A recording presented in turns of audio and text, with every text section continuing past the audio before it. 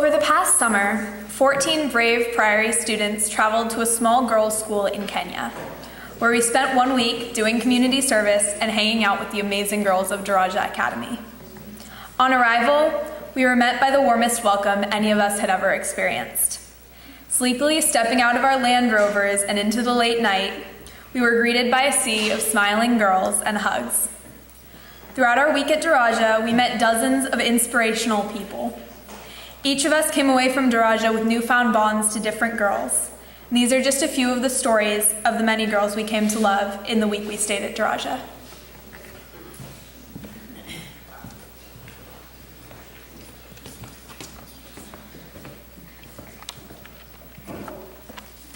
It was Wednesday, the day we went on the field trip with the Form 1s, and on the bus I sat next to Agnes.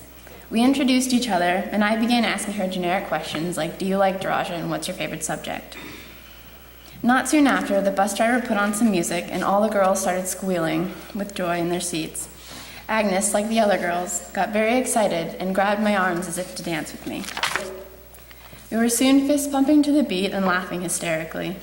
She tried teaching me some words in Swahili, to which I epically failed at pronunciation, which led her to laugh at my mistakes and say, no, again, you can do it, even with your funny accent. Even now, all I remember are the words for 1, 2, and 3. I asked her what she wanted to be when she grew up, and she said she wanted to be a doctor. Quite a big goal, but I certainly believe in her. She asked what I wanted to be when I grew up, and I meekly responded, I don't know. She responded with, oh, come on, you know what they say, you can't have a dream come true without a dream. Our worlds are so different, yet we often forget that these girls are just regular people. On our last night at Daraja, I wrote a thank you letter to Agnes, describing to her how much I enjoyed her company, her laugh, and her smile.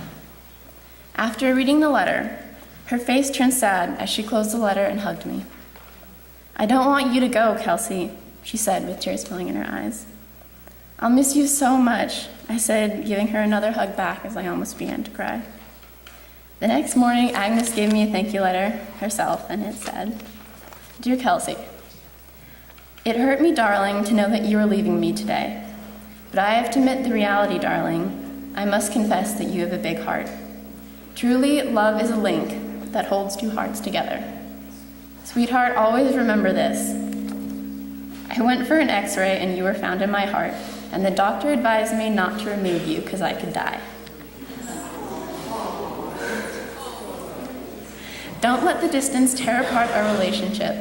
I will always treasure you in my heart. You made me feel proud of myself. I will miss you so much. Thank you. Love, Agnes.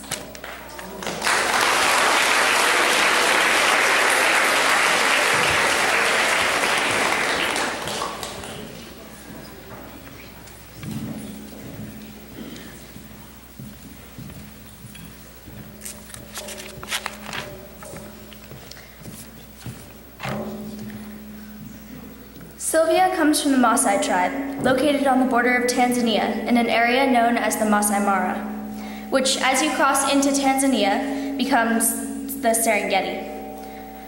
Of the 42 tribes in Kenya, the Maasai tribe is one of 38 to practice what here in America we call FGM, but is more politely referred to as female circumcision. Sylvia's community, additionally, does not believe in female education past the elementary school level. She never agreed with this and was determined to be educated. Sadly, her father felt differently. When she was 12, her father planned to have her circumcised and essentially sold off to be married. That's the age of a 7th grader. She told her father she refused to be circumcised, and in response, he gave her an ultimatum: leave and not ever talk to him again, or be circumcised and be a traditional wife. She chose to leave. Moving in with her maternal aunt, she can never return home out of fear that if she does, she will be kidnapped in the middle of the night, circumcised, and sold off to a husband. Between her aunt's house and Daraja, she can only contact her mother once a year. She told me this with complete openness, and managed a smile all the way through her story. How? I honestly cannot fathom. Over the week we spent at Daraja, I hung out with Sylvia quite a bit. She's a Form 1, so a freshman, and is the bravest, most inspiring person I will probably ever meet. Her kindness puts everyone I know to shame, and I couldn't help but just smile when talking to her. As the end of the week came, so did this note.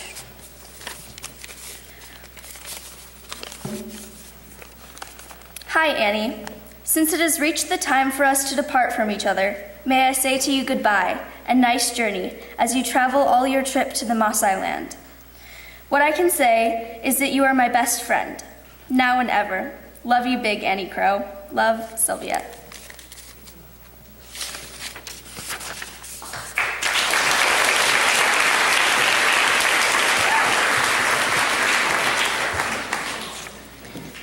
So I first met Jackie when I was shadowing her classes for a whole day. She is from Nanyuki, a town 15 miles away from Daraja, and this is her story. When Jackie was 8, her mother sent her to tend livestock with her aunt, but she was determined to get an education and left her aunt's house. Her mother couldn't, or rather wouldn't, send her to school because girls would traditionally stay home and do housework, but she decided to go anyway. Without her family support, she would go to school without eating, without shoes, and without a proper uniform. She would even miss school for weeks due to hunger.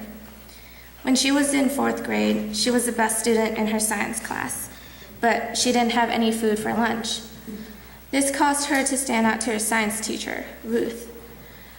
Ruth started to give Jackie food at lunch every day, and Jackie eventually opened up about her struggles. Ruth decided to adopt Jackie as her own daughter and encouraged her to apply to Daraja Academy in hopes that Jackie can receive a good education despite her family's disapproval.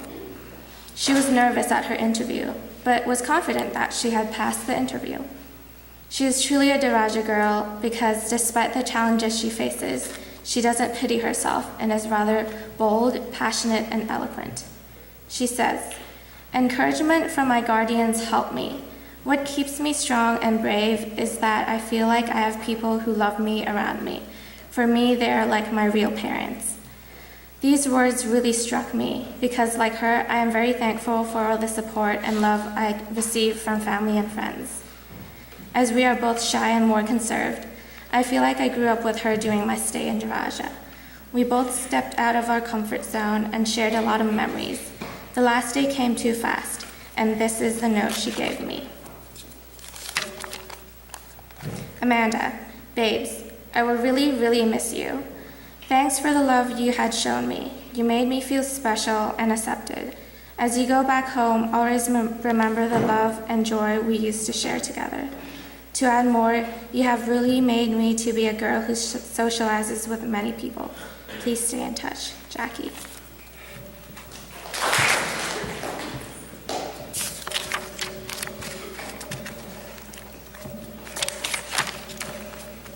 A few days after we arrived at Daraja, we each shadowed with a different girl in the school. I was assigned to a Form 1 girl named Mary. As I went to all her different classes, I learned a lot of things about her, like her love for the Harry Potter movies and her dream of becoming a doctor. She would ask me many different things about the US, like, do you guys have lions and zebras in California?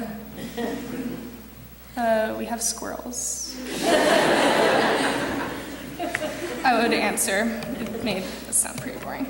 She taught me how to count in Swahili, and in return, I taught her how to count in French. She would always have a beaming smile on her face when she recited the French number I had written down on a piece of paper. Mary and I became better friends after the shadow experience. On a field trip to a nearby nature reserve, I sat next to her on the bus. I asked her about her family, and in return, she asked me about mine. She was always dying to see a picture of my family. When our time at Daraja was almost up, she wrote me a letter saying how grateful she was to meet me. I felt honored that I could meet such a beautiful, funny, and kind person.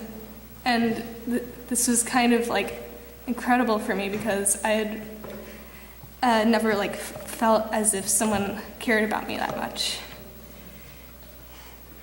When I finally left, the reality that she had lived in poverty for the majority of her life hit me in the stomach.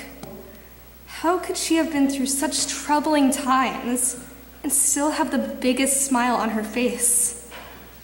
It really made me think about how we treasure our material possessions and still feel unsatisfied. While on the other side of the globe, there are people who have lived without very much, yet have like the most amazing smiles in the entire world. Now, whenever I feel unsatisfied, when I feel like someone really doesn't care about me, I remember Mary and her gorgeous smile and the letter she sent me, and then I feel better. She has definitely made a big impact on my life.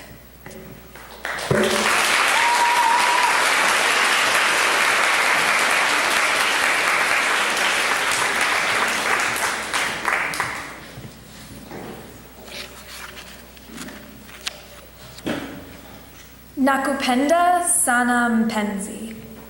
I love you too, dear. Utarudi lini. When will you be back? These are the phrases Melab wrote out in Swahili and translated for me on the back of the last letter she gave me. Your presence here in Daraja has made me feel that I have a very great chance in the world. I do promise you that I will fulfill my dream of becoming a surgeon. One day, we might meet when we are referred to as working class. Melab is 16 years old. Her mother died when she was a preteen, and after this, her father, along with her entire tribe, abandoned her.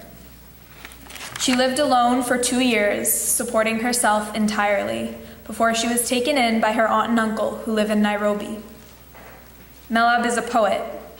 I had the pleasure of reading some of her poems that she had written in the form of letters to her mother, father, best friend, and others.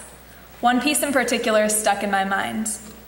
Writing to her late mother, she said, "I wish I could be a tear in your eye. I could roll down your cheeks and kiss you one last time. But if you could be a tear in my eye, I would never cry, because I would be afraid to lose you." Melab is 16. She has been abandoned and survived on her own. She has promised me that she will become a surgeon, and due to her confidence and determination, I believe her. English is her third language, and yet she writes poetry in it that won my heart immediately and has also won her many poetry competitions. There's so much more I could say about her, but I will conclude instead with one of her poems. We have come to a crossroads, and I must either leave you or come with you. I lingered over the choice, but in the darkness of my doubts, you lifted the lamp of love, and in your face, I saw the road that I should take.